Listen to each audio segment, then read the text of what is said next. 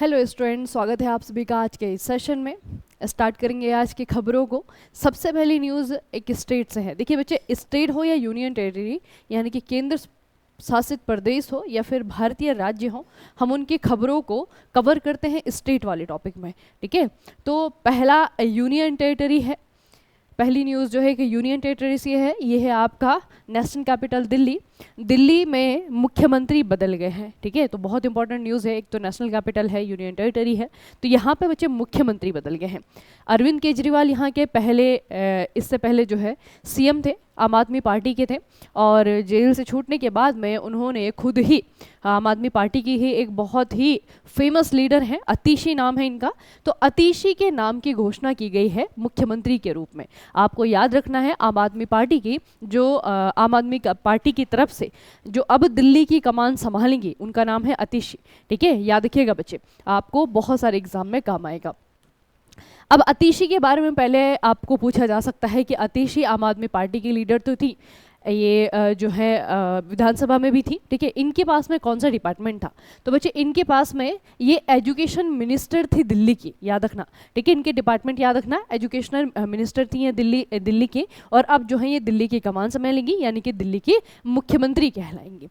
अब उसके बाद में आता है कि अतीशी जो दिल्ली की मुख्यमंत्री बनी है, ये कौन से नंबर की मुख्यमंत्री हैं, या फिर दिल्ली की अभी तक कितनी महिलाएं मुख्यमंत्री हुई हैं। ठीक है, तो बच्चे याद रखिएगा, अतीशी दिल्ली की तीसरी महिला मुख्यमंत्री हैं, और आज़ादी के बाद भारत के किसी भी राज्य या केंद्र शासित प्रदेश की 17वीं महिला मुख्यमंत्री बनेंगी। ठीक है, तो दिल्ली की इनसे पहले जो है 2 महिला मुख्यमंत्री रह चुकी हैं। पहली बार जो महिला मुख्यमंत्री बनी थी दिल्ली की, उनका नाम था सुषमा स्वराज। ठीक है, सुषमा स्वराज। दूसरे नंबर पे जो दिल्ली की मुख्यमंत्री बनी थी उनका नाम है शीला दीक्षित। ठीक है, शीला दीक्षित। सबसे पहले बीजेपी, शीला दीक्षित फ्रॉम कांग्रेस, और अब जो 3rd नंबर की बनी है वो है आम आदमी पार्टी की, नाम है इनका अतीशी। ठीक है, तो इतना जो है इनके बारे में याद रखना। रिकॉर्ड ज़्यादा मायने करता है बच्चे, है ना, रिकॉर्ड ज़्यादा मायने रखता है। अब दिल्ली की जो महिला मुख्यमंत्री हम पढ़ रहे हैं, तो भारत की जो राज्य में महिला मुख्यमंत्री बनी है उनके बारे में स्टैटिक पॉइंट आपको पूछा जा सकता है यहाँ से। तो आपको बच्चे कुछ पॉइंट याद रखने हैं, जैसे कि आपको याद रखना है कि पहली बार जब स्वतंत्र भारत, जब देश स्वतंत्र हुआ था, उसके बाद में पहली महिला मुख्यमंत्री कौन थी और कहाँ की बनी थी, कौन से सन में बनी थी? तो 1963 को उत्तर प्रदेश के मुख्यमंत्री के रूप में इस देश की पहली महिला मुख्यमंत्री ने शपथ ली थी, और वो उनका नाम क्या है? सुचिता कृपलानी। ठीक है, ये आप याद रखेंगे। उसके बाद में आता है कि सुषमा स्वराज नई दिल्ली की पहली मुख्यमंत्री बनी थी। ठीक है, और उसके बाद में बच्चे आपका आता है कि दिल्ली के पहले मुख्यमंत्री कौन थे। यहाँ पे महिला और पुरुष नहीं, ठीक है, महिला और पुरुष नहीं, दिल्ली के सबसे पहले मुख्यमंत्री कौन बने थे? तो दिल्ली के मुख्यमंत्री के पद पे सबसे पहले विराजमान हुए थे आईएनसी के लीडर थे, इनका नाम है चौधरी ब्रह्म प्रकाश यादव। ठीक है, ये दिल्ली के पहले सीएम थे। तो इतनी आपको स्टैटिक चीज़ें भी याद रखनी है, क्योंकि बच्चे दिल्ली को मिल गए हैं नए सीएम। अगली जो न्यूज़ है स्पोर्ट्स से रिलेटेड है। छोटी सी खबर है कि भारतीय निशानेबाज अनमोल जैन के द्वारा एक बहुत अच्छा परफॉर्म किया गया है टॉप गन कप। इस कप को याद रखिएगा, पूछा जा सकता है कि टॉप गन कप कौन से खेल से रिलेटेड है, तो शूटिंग से रिलेटेड है टॉप गन कप। इसमें बच्चे ये जो भारत की निशानेबाज हैं, इन्होंने यहाँ पे गोल्ड मेडल जीता है, स्वर्ण पदक यहाँ पे जीता है।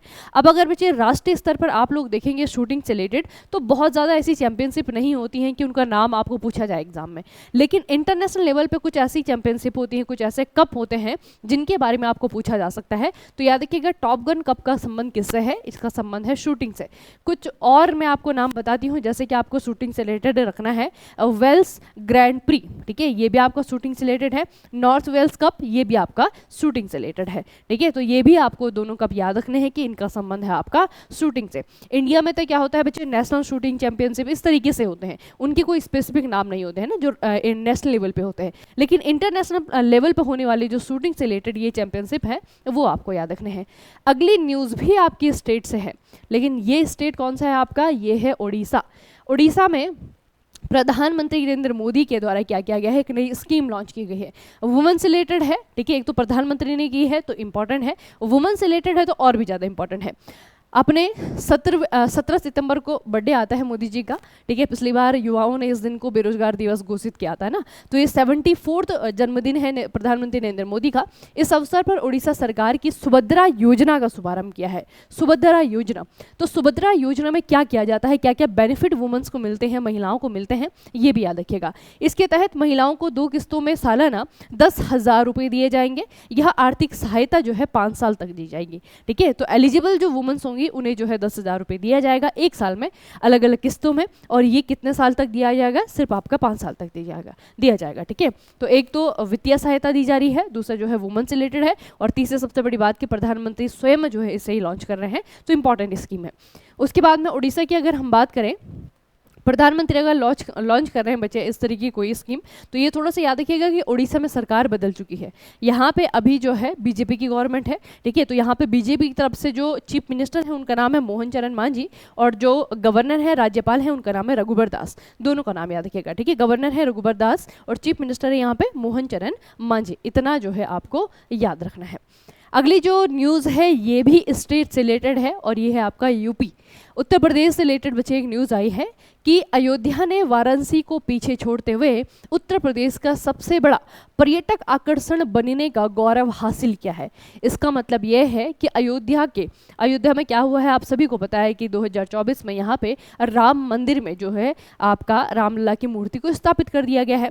उसके बाद से बच्चे अयोध्या जो है ये सिर्फ भारत के लिए नहीं, जो बाहर से आने वाले लोग हैं उनके लिए भी सेंटर ऑफ अट्रैक्शन बन गया है। और पिछले 6 महीनों का डाटा जो है रिलीज करते हुए हमें बताया गया है कि पिछले 6 महीनों का अगर डाटा हम देखें तो सबसे ज़्यादा जो टूरिस्ट के द्वारा विजिट किया गया है, चाहे वो आपके भारत के टूरिस्ट हो या फिर वो बाहर से आए टूरिस्ट हो, सबसे ज़्यादा जो विजिट किया गया है यूपी में वो वाराणसी नहीं, पहले वाराणसी हुआ करता था।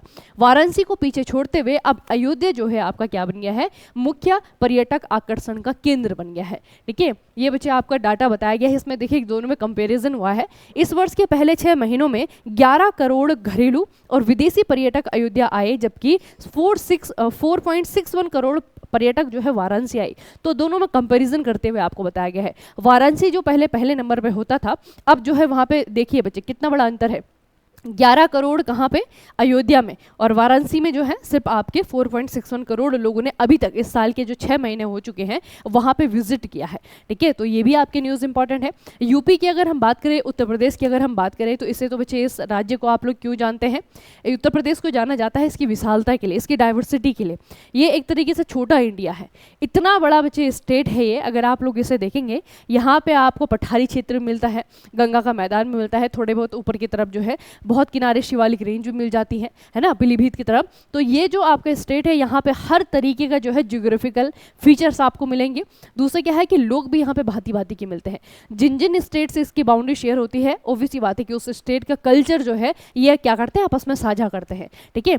तो यूपी की अगर हम बात करें बच्चे, उत्तर प्रदेश की बात करें, एक तो इसकी जो लैंड है, यानी कि जो इसका पूरा का पूरा क्षेत्रफल है वो भी बहुत ज़्यादा है। दूसरा क्या है कि लोग यहाँ पे बहुत ज़्यादा रहते हैं। उत्तर प्रदेश जो है बच्चे आप सभी को याद होगा या पता होगा कि उत्तर प्रदेश हमारे देश का सबसे बड़ा जो है राज्य है। किसकी दृष्टि से, ये जो है आपका क्षेत्रफल भी और पॉपुलेस भी है, मतलब लोग भी यहाँ पे सबसे ज़्यादा रहते हैं। तो अगर लोगों की बात करें बच्चे तो लगभग 200 मिलियन से ज़्यादा लोग यहाँ पे रहते हैं। और ये जो है उत्तर प्रदेश 16.6%, इस परसेंटेज को याद रखिएगा कि भारत की जो टोटल पॉपुलेशन है उस टोटल पॉपुलेशन का कितना परसेंट जो है ये सिर्फ यूपी में रहता है, तो 16.6%। आपको पता है बच्चे, अगर यूपी अलग से कंट्री होता ना तो ये दुनिया में जो है 6वें नंबर पे आने वाला था, ठीक है। अगर ये अलग सा देश होता तो दुनिया में जो है 6वें नंबर का सबसे बड़ा देश होता है, ठीक है। इतनी ज़्यादा यहाँ की पॉपुलेशन, लगभग जो है आपका 200 मिलियन से ज़्यादा यहाँ पे पॉपुलेशन है। तो यूपी के बारे में ये चीज़ याद रखिएगा। बाकी यूपी की अगर हम बात करें तो सबसे ज़्यादा यूनियन टेरिटरी और स्टेट से बाउंड्री शेयर करने वाला भी स्टेट है ये। 9 है टोटल। देखिए आप लोग अगर देखेंगे यहाँ पे ऊपर की तरफ देखिए उत्तराखंड है, ठीक है। यह आपका हिमाचल प्रदेश है, यह आपका हरियाणा है, ठीक है। यहाँ पे आपका जो है ये दिल्ली वाला क्षेत्र आता है, ठीक है। ये NCR वाला क्षेत्र आता है ना। ये आपका राजस्थान आता है, ये आपका मध्य प्रदेश आता है, ठीक है। यहाँ पे आपका ये नीचे की तरफ भी मध्य प्रदेश है, यहाँ पे आपका छत्तीसगढ़ बाउंड्री बना रहा है, यहाँ पे आपका झारखंड बाउंड्री बना रहा है, यहाँ पे आपका बिहार आता है, ठीक है, एक तरफ जो है नेपाल से बाउंड्री भी शेयर कर रहा है, तो सबसे ज़्यादा राज्यों या केंद्र शासित से बाउंड्री शेयर करने वाला इकलौता स्टेट है। ठीक है, ये आपको याद रखना है। तो ये बचे आपका उत्तर प्रदेश है, हमारे देश का सबसे बड़ा राज्य। उसके बारे में कोई भी खबर होती है तो उसे हमें कवर करना होता है। तो याद रखिएगा, अयोध्या जो है यूपी के अंदर सबसे ज़्यादा टूरिस्ट अट्रैक्शन का केंद्र बन गया है। अगली आपकी शॉर्ट न्यूज़ स्टार्ट होती है। शॉर्ट न्यूज़ में पहली न्यूज़ है, पाकिस्तान क्रिकेट बोर्ड ने घोषणा की है कि सलीम इम्तियाज़ को आईसीसी के डेवलपमेंट अंपायर पैनल में नामित किया गया है, जो कि यह पद हासिल करने वाली पहली पाकिस्तानी महिला है। ठीक है, आपको पूछा जाएगा सलीमा इम्तियाज़ का संबंध किससे है? इनका संबंध है क्रिकेट से। तो अब बच्चे जो बायलैटरल जो मैचेस होंगे ना, इंटरनेशनल आईसीसी के अंडर में जो मैचेस होंगे, वहाँ पे अंपायरिंग करते हुए जो है आपको ये दिखेंगे। इनका नाम है सलीमा इम्तियाज़। अगली न्यूज़ है बच्चे, कुछ दिनों पहले हमने एक न्यूज़ पढ़ी थी कि वंदे मेट्रो के नाम से प्रधानमंत्री नरेंद्र मोदी ने अभी 16 सितंबर को भुज और अहमदाबाद के बीच में जो है एक ट्रेन का शुभारंभ किया था। ठीक है, जो कि आपका सब अर्बन ट्रेन थी, जिसमें कि थोड़ा सा लॉन्ग डिस्टेंस वो जो मेट्रो जो ट्रेन है वो लॉन्ग डिस्टेंस कवर करेगी। तो अब जो है आपको इसका नाम याद रखना है बच्चे। इस ट्रेन का नाम क्या है? इसका नाम है आपका नमो भारत रैपिड रेल। नमो भारत रैपिड रेल ये पहली रेल है और इसका इनॉग्रेशन प्रधानमंत्री नरेंद्र मोदी ने किया है। कहाँ से कहाँ तक चल रही है ये भुज से अहमदाबाद तक चल रही है। ठीक है, इतना आपको याद करना है। अगली न्यूज़ है, वरिष्ठ आईपीएस अधिकारी अमृत मोहन प्रसाद जी को हाल ही में सशस्त्र सीमा बल यानी कि एसएसबी के महानिदेशक के रूप में नियुक्त किया गया है। तो एसएसबी के जो अभी अगले चीफ के रूप में नियुक्त हुए हैं उनका नाम है अमृत मोहन प्रसाद। ठीक है, अमृत मोहन प्रसाद, नई नियुक्ति है, याद रखेंगे। अगली जो न्यूज़ है वो बच्चे आपकी 2 स्टेट से है। ठीक है, लेकिन 2 स्टेट से भी सबसे ज़्यादा इंपॉर्टेंट यहाँ पे एक मंदिर का नाम है। देखिए, उत्तर प्रदेश के मुख्यमंत्री योगी आदित्यनाथ और त्रिपुरा के मुख्यमंत्री डॉक्टर मणिक साहा, इन दोनों के द्वारा संयुक्त रूप से 16 सितंबर 2024 को त्रिपुरा के बरकथाल में, कहाँ पे? त्रिपुरा में एक जगह है बरकथाल नाम की, बरकथाल में नवनिर्मित सिद्धेश्वरी मंदिर का उद्घाटन किया गया है। योगी आदित्यनाथ ने पश्चिमी त्रिपुरा के मोहनपुर के बरकथाल स्थित चित्तधाम में वैद्य विद्यालय की भी आधारशिला रखी है।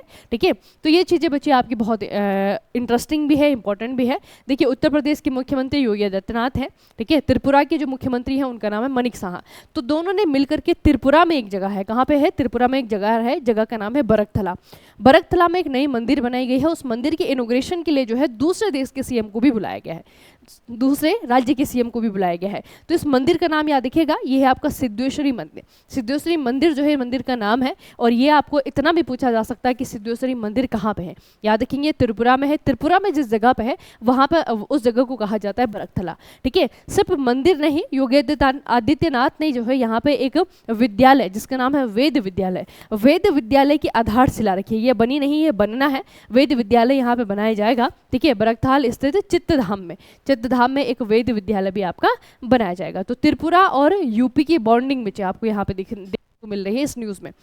अगला है, दक्षिण भारतीय अंतर्राष्ट्रीय फिल्म पुरस्कार सीमा 2024 में ऐश्वर्या राय बच्चन ने मणिरत्न की महाकाव्य, कौन सी वाली? ये है आपका पोन्नियन सेल्वन। आपने की भी होगी वाली मूवी, नहीं देखी होगी तो किसी न किसी वजह से तो सुना होगा इसके बारे में ना। चोल डायनेस्टी के बारे में जो है आपकी मूवी है। तो पोन्नियन सेल्वन 2 में अपनी भूमिका के लिए सर्वश्रेष्ठ अभिनेत्री का पुरस्कार प्राप्त किया है। ठीक है, देख लीजिए बच्चे, अवार्ड कौन सा है? दक्षिण भारतीय अंतर्राष्ट्रीय फिल्म पुरस्कार। ठीक है, इसे शॉर्टकट में कहते हैं। तो सीमा 2024 में आपका बेस्ट एक्ट्रेस, सर्वश्रेष्ठ अभिनेत्री का जो पुरस्कार है वो किसे दिया गया है? एक भारतीय अभिनेत्री को दिया गया है, ऐश्वर्या राय बच्चन को दिया गया है। अगली न्यूज़ है, जल शक्ति मंत्रालय के द्वारा 17 से 20 सितंबर तक भारत जल सप्ताह 2024 का आयोजन कर रहा है। आपको इस प्रकार की न्यूज़ में क्या पूछा जाता है? आपको पूछा जाता है टेन्योर। 2024 में भारत से जो वाटर वीक मनाया गया है वो 17 से 20 सितंबर तक मनाया गया है, आपको याद रखना है। इसका जो आयोजन किया जाता है जल शक्ति मंत्रालय के द्वारा किया जाता है। और वर्तमान में जो जल शक्ति मंत्रालय को संभाल रहे हैं, यानी कि जो जल शक्ति मंत्रालय के जो मंत्री जी हैं, इनका नाम है CR। ठीक है, यूनियन मिनिस्टर ऑफ जल शक्ति ऑफ इंडिया, ये आपको याद, इनका नाम CR पाटिल। अगली जो न्यूज़ है वो एक एग्रीमेंट को लेकर के है। 2 कंपनियां हैं, दोनों को आप लोग जानते हैं। एक आपका LIC है, भारतीय जीवन बीमा निगम, और एक है इन्फोसिस। इन दोनों के बीच में आपका एग्रीमेंट हुआ है।